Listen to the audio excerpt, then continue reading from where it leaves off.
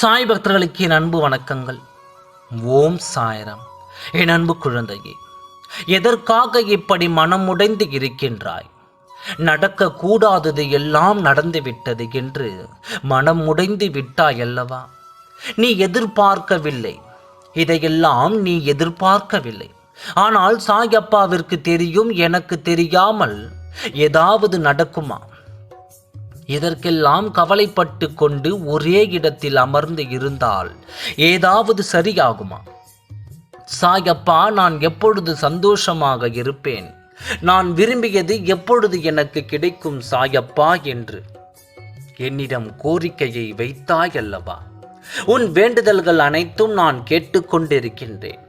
உன் சாயப்பா, நான் எப்படி உன்னை தவிக்க விடுவேன்?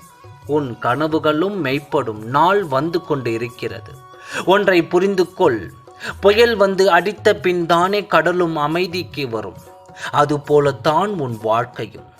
உன் வாழ்க்கையில் இருக்கும் கஷ்டங்கள் என புயல் வந்த பின்னே உனக்கு சந்தோஷம் என தென்றல் வீசும். நீ யாரை மனதார நேசித்து விரும்புகின்றாயோ அவர் உன்னிடம் பேசப் போகின்றார். இன்னும் சற்று நேரத்தில் அவர் உன்னிடம் அழைத்து பேசுவார். நீ ஆசைப்பட்ட நல்ல செய்தி அவருக்கு உனக்கு சொல்லப் போகின்றார். கவலைப்படாதே. உன்னை நம்பி ஓர் உறவு உன்னை தேடி வரப்போகிறது. உன் வாழ்க்கையில் நீ நினைத்த சந்தோஷங்கள் உன்னை தேடி வரப்போகிறது. நீ நினைத்தது போல் உன் வாழ்க்கையில் மகிழ்ச்சி வரப்போகிறது. நீ மகிழ்ச்சியாக வாழப் போகின்றாய். உனக்கு பிடித்தமான வாழ்க்கையில் உனக்கு பிடித்தமான உறவுகளோடு சந்தோஷமாக வாழப் போகின்றாய். நல்லதே நடக்கும். ஓம் சாய்ராம். நன்றி, வணக்கம்.